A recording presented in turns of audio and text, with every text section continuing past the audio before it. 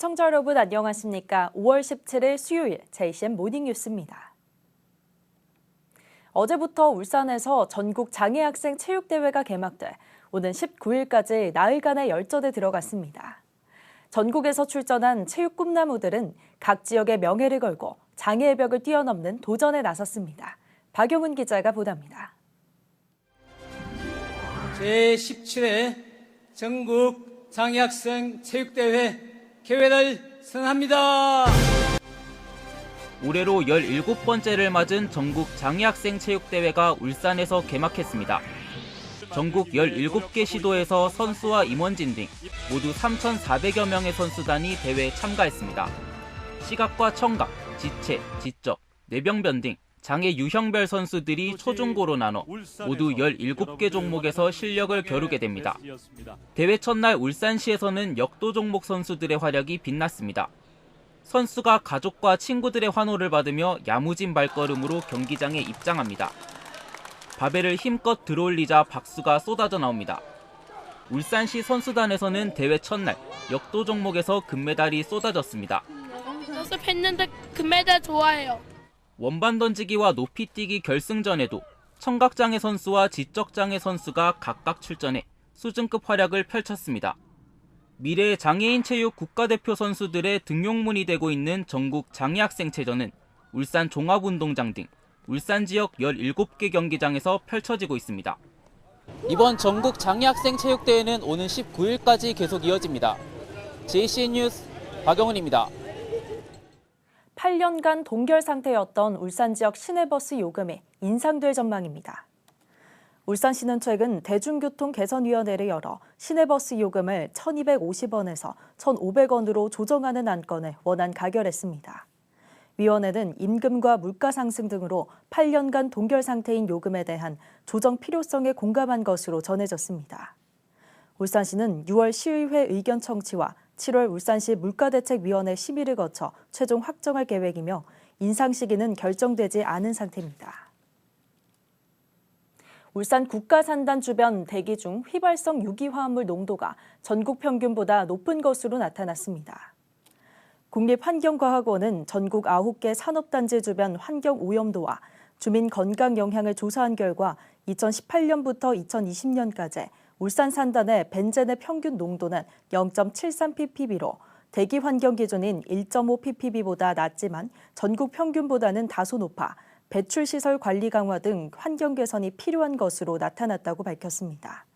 국립환경과학원은 산단 지역의 환경과 건강 영향 저감을 위해 배출시설 점검과 관리를 강화하고 질환 추적 관찰과 건강진단 서비스 등을 제공할 계획이라고 덧붙였습니다. 김종욱 해양경찰청장이 어제 울산 SOE를 방문해 해양경찰청 중점 추진 과제 중 하나인 지속가능한 해양관리를 위한 현장 점검에 나섰습니다.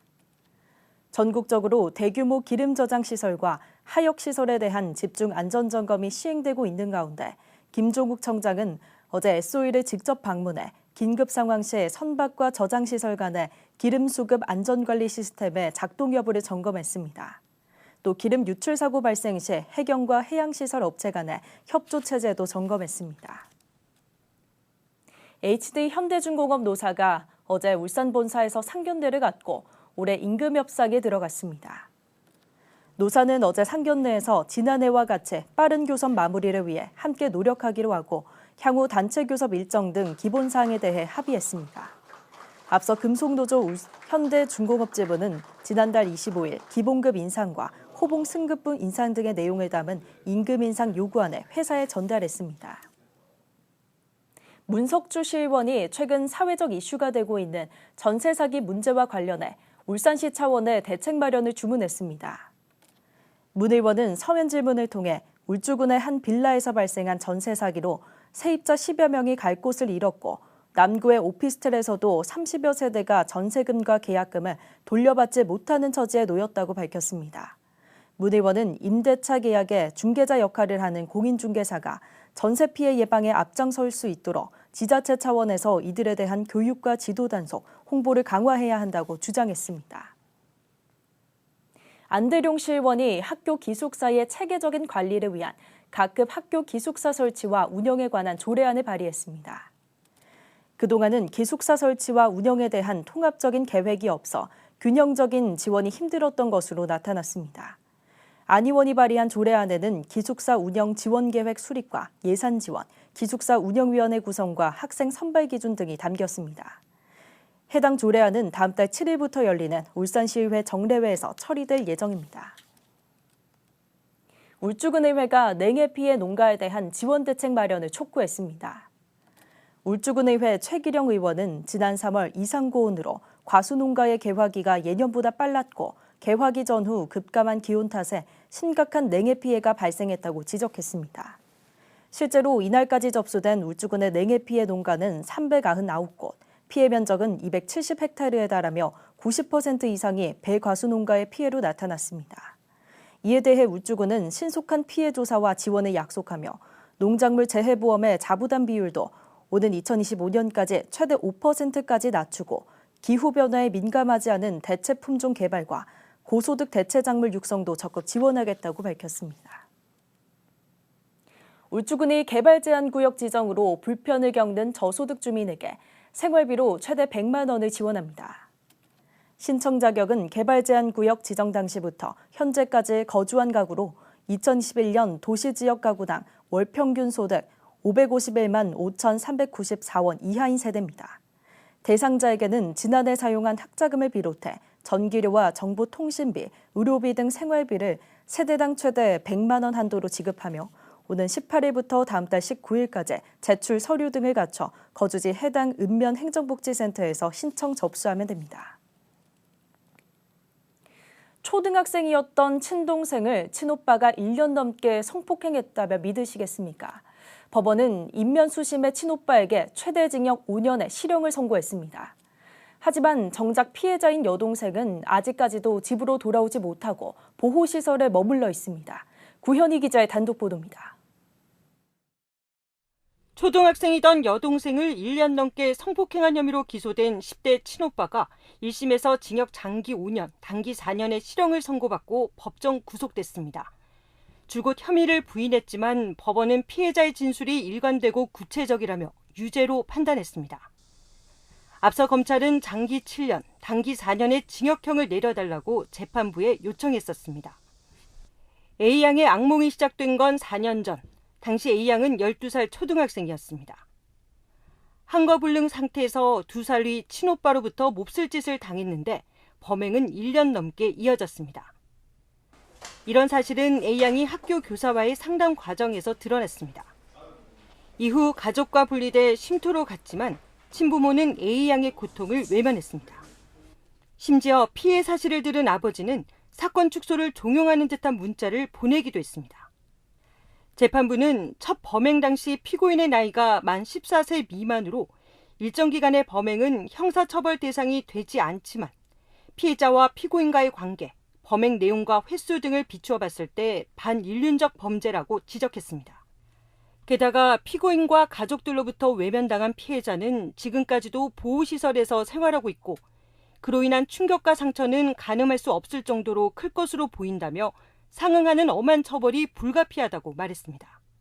법정에 있던 친부모는 실형 선고와 함께 도주 우려를 이유로 피고인을 법정 구속한 재판부를 향해 거세게 항의하기도 했습니다. 친오빠 측이 판결에 불복해 즉각 항소한 가운데 검찰은 항소 여부를 검토하고 있습니다. JCN 뉴스 구현입니다. 민주시민교육조례 폐지에 이어 학교 민주시민교육조례 폐지를 촉구하는 목소리도 나오고 있습니다.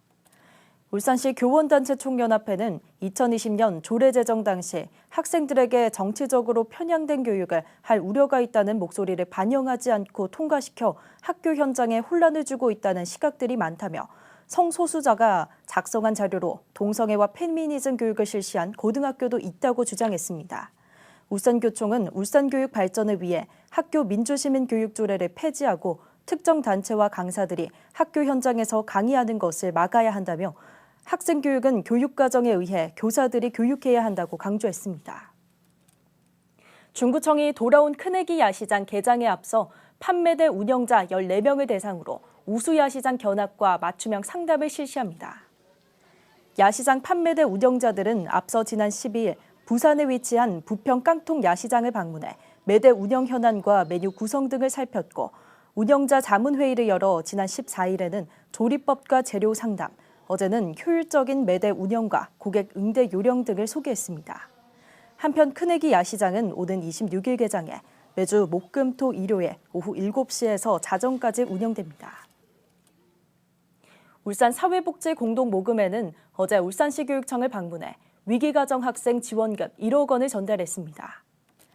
이번 지원금은 보호자의 사고나 사망, 실직 등으로 생계나 교육에 어려움을 겪고 있거나 본인의 질병 또는 부상으로 치료비가 발생한 학생들에게 지원됩니다. 교육비는 100만 원에서 최대 200만 원이 차등 지원되고 의료비는 최대 300만 원 이내로 지원됩니다. 울산시 교육청은 분기별로 대상 학생 신청서를 받은 뒤에 공동 모금회 심사를 거쳐 지원 학생을 선정할 계획입니다.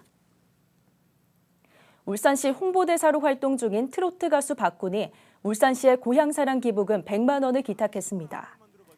울주군 언야급에서 태어난 박군은 울산에서 학창 시절을 보냈으며 15년간 직업군인으로 근무하다가 2019년 한자내로 트로트 가수로 데뷔해 큰 인기를 얻었습니다. 박군은 고향인 울산에 기부를 하게 돼 기쁘다며 울산에 알리는 데 노력하겠다고 밝혔습니다. 고향사랑 기부금은 자신의 주소지 이외의 지자체에 연간 500만 원까지 기부할 수 있으며 기부금은 주민복리 증진 등에 사용됩니다. 제18회 공업탑 청소년 예술제가 오는 20일 울산 문화예술회관 야외공연장에서 열립니다. 남구 공업탑 청소년센터가 주관하는 이번 행사는 전국 청소년들이 참여하는 댄스 경연대회가 메인 행사로 펼쳐질 예정입니다. 지난달 28일까지 진행된 예선을 통과한 전국 24개 팀 94명의 청소년들이 이번 축제에 참가해 본선 경기를 진행하게 되며 다양한 체험 부스와 공연도 함께 마련될 예정입니다. 울산시가 오피스텔 등 집합 건물의 체계적인 관리를 위한 행정적 지원체계 구축에 나섭니다. 울산시는 오는 9월 29일부터 주거용 오피스텔과 주상복합 등의 집합 건물에 회계장부 작성 의무화 등의 내용을 담은 집합건물법 개정안 시행을 앞두고 매뉴얼 제작과 자문 지원단 운영을 추진할 계획이라고 밝혔습니다. 울산시는 관리비와 하자 보수 등 집합건물 분쟁 최소화를 위해 표준관리규약을 개정하고 관련 조례 제정, 또 집합건물 분쟁조정위원회와 자문지원단을 운영하기로 했습니다. 울산시 교육청이 시설공사 준공 사전 컨설팅 감사를 실시해 예산 절감 효과를 거두고 있습니다. 울산시 교육청은 최근 초중고 특수학교 등 5곳을 대상으로 설계도면의 적절한 이행과 안전 관련 시공 상태, 과다 예상 항목 등에 대한 감사를 실시해 3건에 대해 재시공을 요청한 결과 3,800여만 원의 예산을 절감했다고 밝혔습니다. 교육청은 감사에서 전문성 확보를 위해 건축사 자격이 있는 청렴시민감사관을 컨설팅 감사에 참여시켰으며 예산 절감 효과 극대화를 위해 컨설팅 감사를 확대할 계획입니다. 대형마트 푸드코트 현금 출납기에서 상습적으로 돈을 훔친 직원에게 실형이 선고됐습니다. 울산지법 황영주 부장판사는 절도 등의 혐의로 기소된 30대 A씨에게 징역 2년 6개월을 선고했습니다. A씨는 지난해 8월부터 12월까지 경기도의 한 대형마트 푸드코트에서 근무하며 현금 출납기에서 139차례에 걸쳐 1,100여만 원을 훔치고 올해 1월 울산의 한 대형마트 푸드코트 매장 4곳에서도 돈을 훔치는 등 모두 1,300만 원 상당을 훔친 혐의를 받고 있습니다. A씨는 일부 절도 사실이 들통나 경찰 조사를 받는 중에도 계속 범행을 저질렀으며 이와 별개로 자신의 명의로 유무선 전화기를 여러 대 개통해 전화 금융사기에 사용되도록 한 혐의도 받고 있습니다. JCN 모닝뉴스를 마칩니다. 함께해 주신 여러분 고맙습니다.